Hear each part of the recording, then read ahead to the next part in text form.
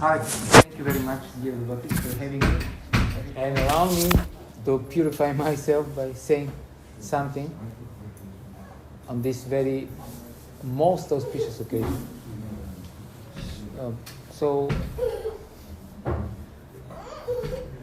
my dear friend here, Tulsi Prabhu, once he asked his Guru Maharaj, Kadama Maharaj, he asked him, so, Guru Maharaj, should I perform Guru Puja every day now that I received initiation from you? And Kadama, I don't know, maybe some of you know, but there was a time in ISKCON when there was, let's say, in your temple, if the Guru Puja is 7:30, Prabhupada Puja is 7:30. 7:25 there was another puja where everybody will put the picture of his Guru Maharaj or her Guru Maharaj, and then there'll be... So that was what he referred to. And then Kadama Maharaj told him, why just performing once in a day Guru Puja?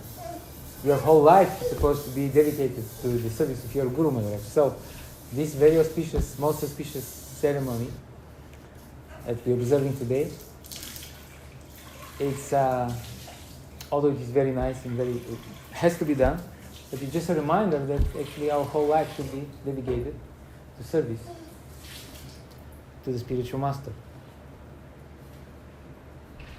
Srila Prabhupada in one purport in Srimad Bhagavatam, 2nd canto, he says that this is actually the only duty of the disciple, to serve the instructions of the Guru. Of course, in a sense, everything that we do, although might not be directly connected to the instruction of the Guru, we can actually try to connect it, because everything is connected to Krishna. So in this prayer that we often chant, like I did in the beginning, Om Jnana Timirandasya Jnananjana Shalakya.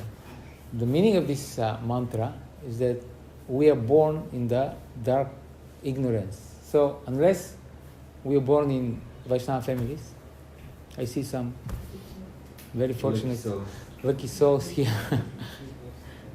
But unless we are born in such a very auspicious family, then we are definitely born in ignorance and in the darkness. And I was thinking, what is the meaning of this? So imagine you are in a very dark place where you don't see anything, and you're born there. Very terrible thing. And there are also other people around you who are also in the darkness of ignorance. So they also don't see. They don't see themselves. They don't see you. They definitely don't see Krishna. So imagine we are born in such conditions. And one would say, well, then one could say, then just maybe just until we figure it out, just stay calm and sit down and think a bit. Something similar was the attitude of Brahma when he was born also in the lotus flower, and then there was darkness around and there was nobody to ask what's going on. Imagine. And then Brahma performed the first scientific experiment. What did he do when Brahma was born? Took a swim. Took a swim. Yes. He wanted to find out what the hell is going on here. Why I'm sitting here alone, nobody to ask, and this terrible ocean. He wanted to find out the origin of this lotus flower. So before Brahma became devotee, he became a scientist. He performed this first in history scientific experiment. He wanted to find out on his own what's happening here. And what happened? Was he successful? He was not successful. So he came back, and then he sat down, and then he heard this transcendental sound, tapa, and then he thought, well, this must be a divine sound. Because he could have thought, wow, what is this nonsense? And disregard completely this sound. But he thought, no, this is a divine instruction from the Lord. Then he took it very seriously. But back to our analogy, the dark room. We are born in the darkness of ignorance, and then one may think, well, then just sit down and try to think, figure it out, what's going on, who are you, what's the goal of life. But guess what? This is not practical, because we cannot just sit down idly.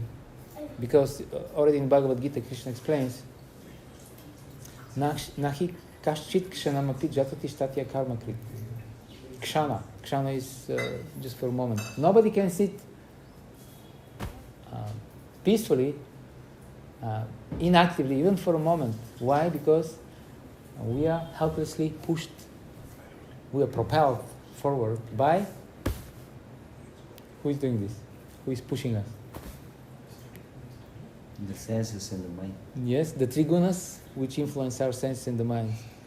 Jatati shtati karma krit, karatihi avasah karma, sarva prakriti jargunaya. That's it. We are attached to a certain combination of the three modes, and they don't give us break, no peace. We have to act. And now this is very difficult situation. You are in darkness, you don't know who you are, you don't know these people around you, you don't even see them, you don't know the Lord, you don't know the laws that govern this place, but you have to be active. So what happens? All these people around you, they're also very active, and then all of you just constantly bump into each other, and then you curse the other guy, why on my way? And then there are not only that, but this material world is it's a difficult place to be. It has these sharp edges, so even if you don't bump into other people, confused as you are, you hit yourself, you harm yourself. So this is our situation. We are born in. So what is this ignorance? In second canto again, Srila Prabhupada describing this Brahma's situation in the beginning. Srila Prabhupada says that our problem is that we think we are Krishna. That's our problem. We think we are the controller and the enjoyer. And Krishna, although he tried to persuade us that you're not what you think you are, we were very insistent, very stubborn. Then Srila Prabhupada says, then when somebody is so mentally disturbed that he thinks he is the king, although he's not the king, then Krishna decides to put this person in a situation, something like a dream, where he can dream that he is the king, he is the master. Another analogy Srila Prabhupada gives in the same purport is that the analogy would be a small, foolish child who wants to capture the moon. And that's not possible. The moon is far away. But then the mother sometimes, just to pacify the child, she takes a mirror and she gives the mirror to the child, and then the child can see the reflection of the moon in the mirror, and then she thinks he captured the moon. So this is our situation. This is our illusion in the material world. That's why we are here, because we insist that we are God. And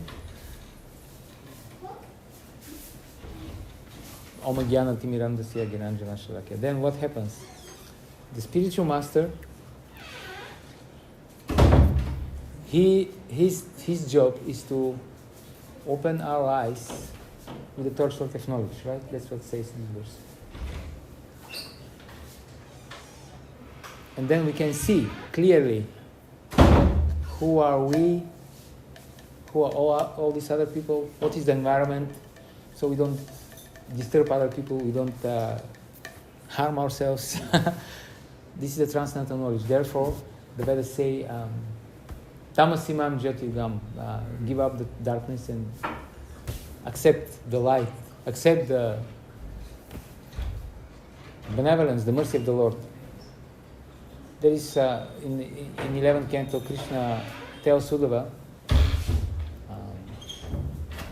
Shanta dishami chakshunsi bahir arka samutina devata bandhava shanta shanta atmaham evacha. Krishna says, my devotees, they bestow transcendental vision. And the sun gives only external sight, and this only when the sun is actually when we can see, when it's risen. Otherwise, half of the time we don't see the sun. So even if you have eyes, they're useless without sunshine. But Krishna says, my devotees, they bestow divine vision. So even when it is dark externally, still you can see. This is called Shastra Chakshus. And Krishna continues, my devotee, they are the Devata, so they are actually the real demigods. They are the real worshipable deities. So many people like to worship Devatas, but these are the real Devatas, the devotees. They are also Bandhava. They are your family, the real family of the devotees. And Krishna says ultimately they are me. I am them. Devata Bandhava Shanta. Shanta Atmaham Evacha. Shanta are the devotees. Atma Aham. So that's what happens. These devotees, they reach out through this darkness. They give us the light, transcendental knowledge. And in this way they save our life. They save us from suffering, and they give us a real meaning in life. And Guru, as we know, is one. It's Krishna, but he appears in different forms. So he appears as Paramatma, the Lord in the heart. He appears as Vartma Pradakshika Guru, the Guru who showed us the way. He appears as our Shiksha Gurus. Also, he appears as our beloved, worshipable Diksha Guru. The Shastra explains that all these Gurus, they should be treated equally, especially the Shiksha and the Diksha Gurus. So it's not just one person. It is one person, ultimately Krishna, but this mercy comes to us in different shapes and different forms.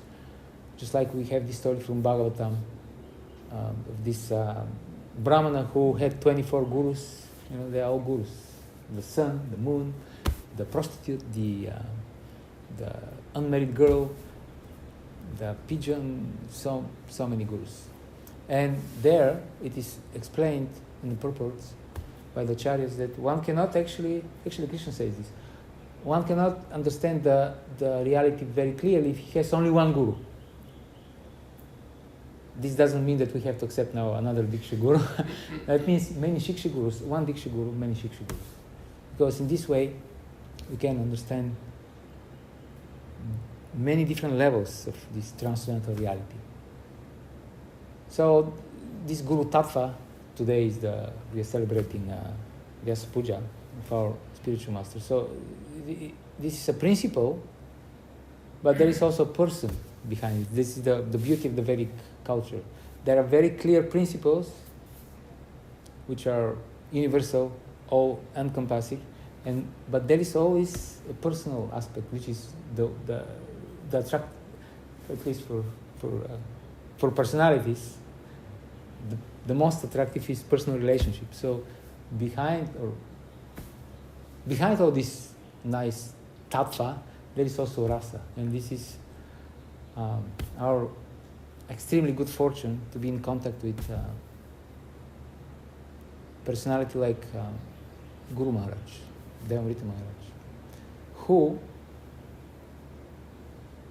as Prabhuji mentioned, I'm coming from Bulgaria, who came to my place back in Bulgaria, back in 1978, when I was 5 years old. I was born in dark ignorance, definitely, and he came there in this place where usually nobody comes, especially at that time. Now people come more often, but even now, not so many people come there. But before, during communist time, nobody was coming there. He came. He risked his life, most literally.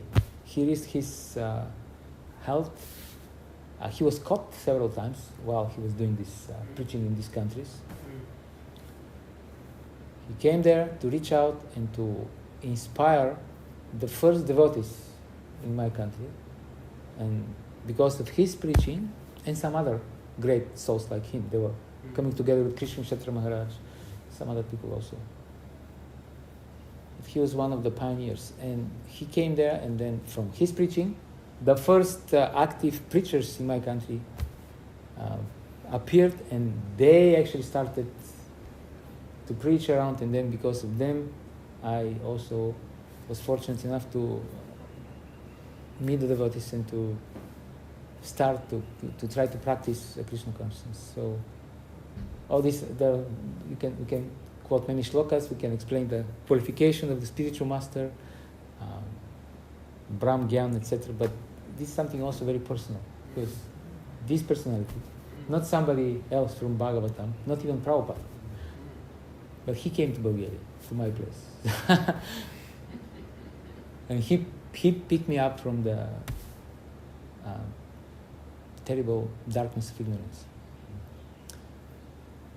So on this day, we have. I don't want to keep it to be too formal. I hope all of you will tell some nice stories about Maharaj. But I was given this task to say something in general. So on this day, we try to remember again. It is a reminder for us, just like when we chant Gayatri, just like when we offer Guru Puja in the morning, that our life should be dedicated to service of our Guru Maharaj, who is a real, true representative of this glorious, most authoritative and the oldest, the first spiritual tradition in the universe, which started from Brahma. So this is something amazing. We have here a living, current link which can connect us to the oldest and the best of all spiritual traditions in the whole universe. This I find always very inspiring. And this short human life, if we dedicate it to service of the lotus feet of our Gurudev, then it will be success. Thank you very much. Hare Hare Krishna. It's very inspiring to thank you for sharing how Lord's mercy arrived in India. Yes. You explained how devotees are actually your Bandhava. Guru Maharaj named you aptly as Pandava Bandhava. Lords. So now it's 1:12. We can now start our offerings. So whoever wants to offer, their offering homages to Guru Maharaj, you can come forward and lead that. And gradually, after when offering is all done,